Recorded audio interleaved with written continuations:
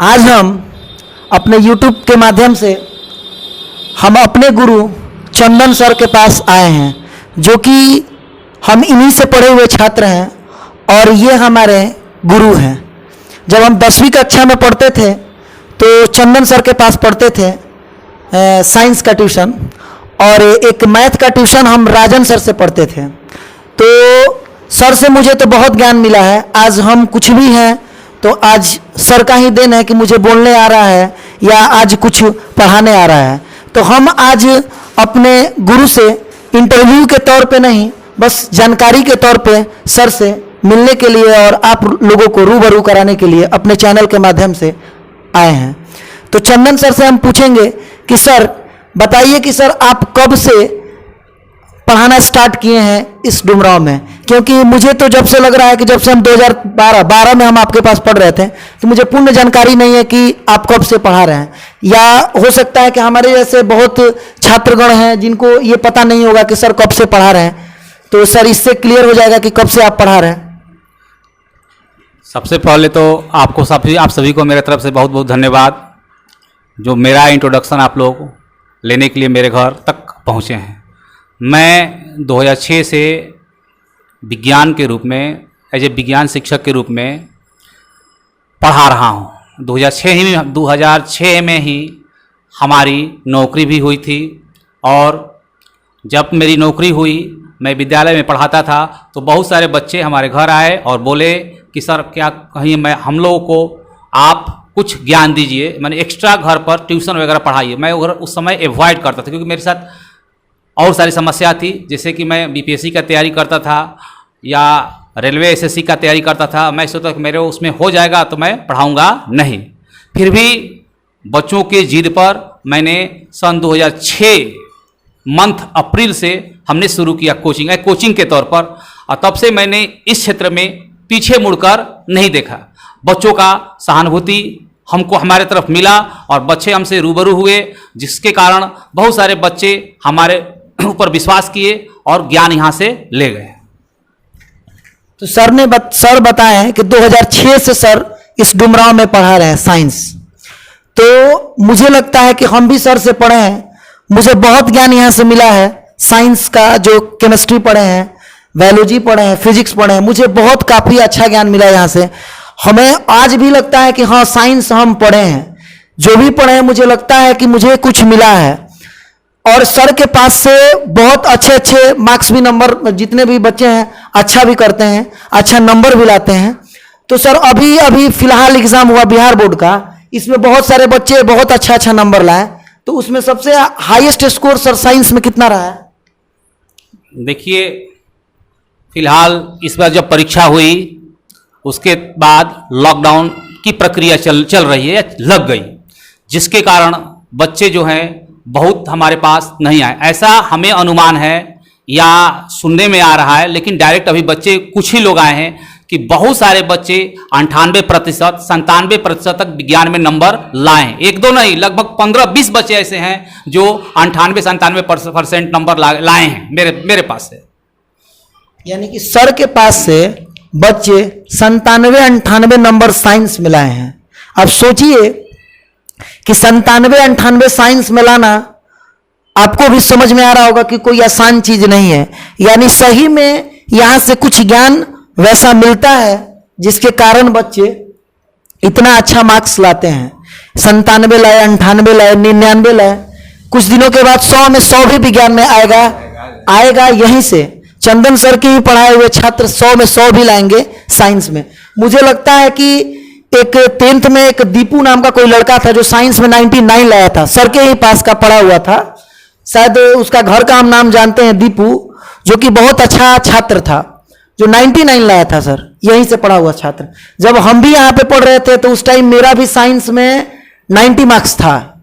जब हम पढ़ रहे थे यहाँ पे 2013 में मेरा मार्क्स आया था, उस टाइम जब रिजल्ट आया था। तो यहाँ से बहुत सारे बच्चे अच्छा नंबर लाते हैं और अच्छा करते हैं।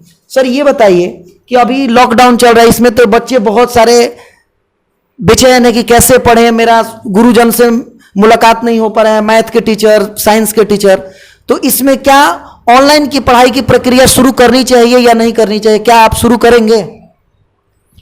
देखिए, ऑनलाइन की प्रक्रिया नई तकनीक है, बहुत अच्छा विधि व्यवस्था के तहत अगर पढ़ाया जाए तो जो लड़के इसमें अच्छे हैं वे ऑनलाइन की पढ़ाई को अच्छी तरह समझ जाएंगे। लेकिन चूंकि बहुत सारे बच्चे ऐसे हैं, क्लास 8 के पहले वाले जो बच्चे आते हैं क्लास 9 के लिए, क्लास 10 के लिए, उतना वह कुछ लेकर नहीं आते हैं, इसलिए बगैर उनको बोर्ड पर समझाए, बगैर पिछले ज्ञान को दिए ऑनलाइन की पद्धति से वो सक्सेस नहीं होगा।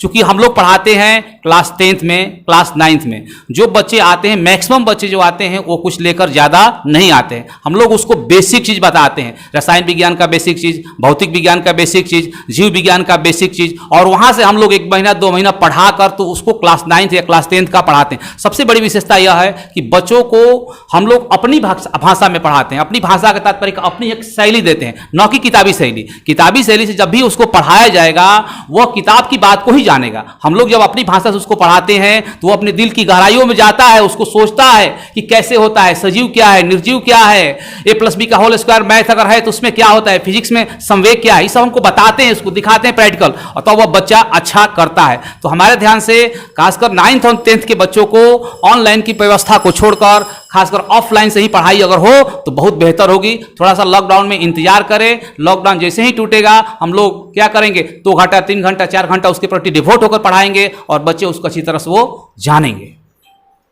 सर अभी बताएं कि 9th 10th के बच्चों को ऑनलाइन से ज्यादा ऑफलाइन पे ध्यान देना चाहिए। ये बात मुझे भी बहुत अच्छा लगा, क्योंकि जब मैं भी उस उम्र में था तो उस टाइम तो मुझे मोबाइल तो नहीं मिलता था उस टाइम, लेकिन आज भी हमको लगता है कि जो भी 9th 10th में बच्चे हैं उतना डेवलप नहीं हो पाते हैं जो कि वो ऑनलाइन पढ़ पाए।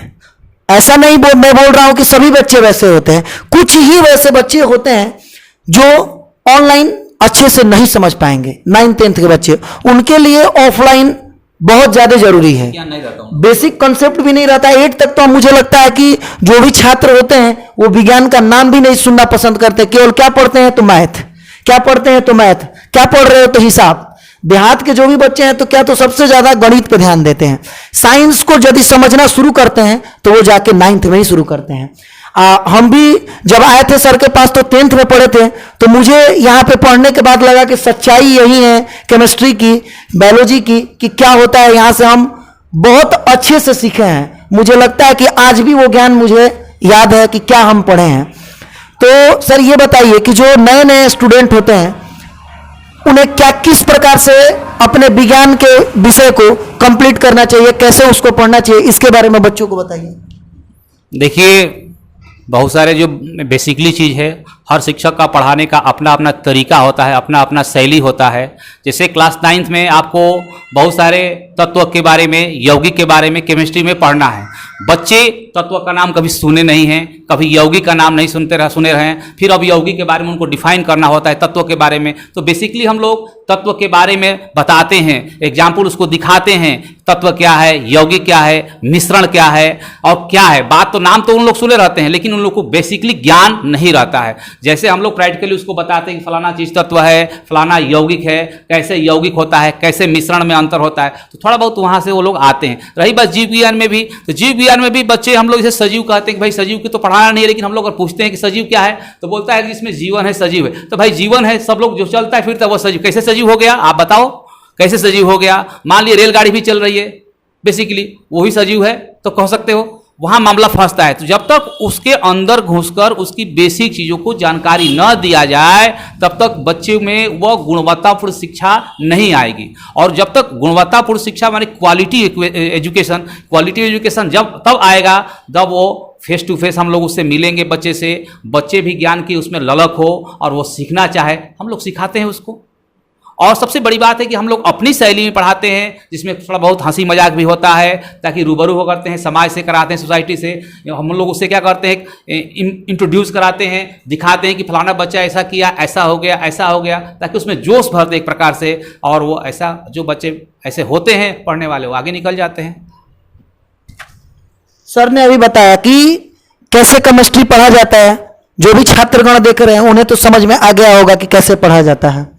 रहा सवाल सर ने अभी बताया, सर अभी बताएं कि केमिस्ट्री को हर चीज से रूबरू कराकर जैसे भी बच्चे समझ पाए उस तरीके से सर समझाते हैं। इससे तो आपको क्लियर हो गया होगा। सर अभी अभी फिलहाल में आप ही के पढ़ाया हुआ स्टूडेंट एक जो खड़ाटार गांव का है वो 437 नंबर लाया है, जो कि मेरे पास भी पढ़ा था मैथ।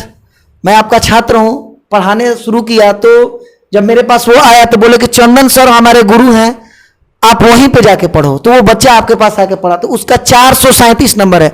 मुझे लग रहा है कि इस बार का सर के पास का सबसे बड़ा रिकॉर्ड होगा 437, क्योंकि जब मैं पढ़ रहा था उस टाइम मेरा 426 नंबर था और उसके बाद से ये 437 नया रिकॉर्ड आया, जो कि साइंस में वो लड़का 90 एबव नंबर लाया है। कंफर्म तो नहीं बता सकते कितना लाया है, लेकिन उसका ओवरऑल मार्क्स 437 है, जो कि मेरे यूट्यूब चैनल पे उसका इंटरव्यू भी है। उसने बोला भी है कि मैं चंदन सर के पास पढ़ता हूं। दूसरा एक छात्र था जिसका नाम 419 जिसका नाम है रोहित कुमार, जो कि 419 नंबर लाया, वो भी सर का ही छात्र है, मेरे से भी पढ़ा था मैथ में वो 96 लाया है। और वो जो प्रिंस कुमार भी है वो 96 लाया है। और चंदन सर के पास वो साइंस पढ़ता था, वो भी काफी अच्छा नंबर लाया, वो भी 90 एबव लाया है। तो आप समझ सकते हैं कि हर साल कुछ छात्राएं भी हैं जो कि बहुत अच्छी अच्छी नंबर लाई हैं। नाम तो नहीं बता सकते। एक नंदिनी पांडे नाम की लड़की है, वो मेरे पास भी पढ़ती थी और सर के पास भी पढ़ती थी, उसने भी काफी अच्छा नंबर लाया, वो भी 90 एबव, और मैथ में भी उसका 92 के आसपास नंबर है। तो लॉकडाउन की वजह से सारे बच्चों से मिल नहीं पाए हैं, चाहे हम नहीं मिल पाए या सर भी नहीं मिल पाए हैं, छात्र भी नहीं मिल पाए हैं। तो काफी अच्छा यहां से प्रदर्शन रहता है। यानी 2020 की बात कही जाए तो सबसे बेटर प्रदर्शन इस बार का है, और 19 का भी है, 18 का भी। यानी जब से रिकॉर्ड देखा जाए तब से साइंस का यहाँ पे टॉप रिजल्ट है। तो मुझे लगता है, मैं खुद यहाँ का छात्र हूं, जो भी हमारे 10 पढ़ने वाले छात्र हैं, मुझे लगता है कि साइंस अगर पढ़ना चाहिए तो चंदन सर से ही पढ़ना चाहिए। वाकई में अगर विज्ञान का ज्ञान होगा तो चंदन सर से ही होगा। मैं ये नहीं बताता हूं या मैं नहीं ये बोल रहा हूं कि जो भी डुमरांव के शिक्षक हैं या बक्सर जिले के शिक्षक वो नहीं पढ़ाते हैं, सारे लोग अच्छे पढ़ाते हैं। लेकिन मैं खुद अपना ज्ञान शेयर कर रहा हूं, ये खुद मेरे गुरु हैं, मैं खुद भी पढ़ाता हूं, लेकिन मैं आज ये खुद बोलता हूं कि चंदन सर से बेहतर मुझे नहीं लगता है कि कोई पढ़ा सकता है, बच्चों को कुछ दे सकता है। अच्छा है, सब पढ़ाते हैं, लेकिन मुझे लगता है ऐसा कि चंदन सर से साइंस पढ़ना चाहिए। वाकई में अगर ज्ञान सीखना है, केमिस्ट्री, बायोलॉजी, अगर फिजिक्स का, तो सही में चंदन सर के पास आना चाहिए। तो धन्यवाद। आगे की भी जो भी हमारे चंदन सर से बातचीत होगी तो वो वीडियो आप लोग के बीच में आएगा।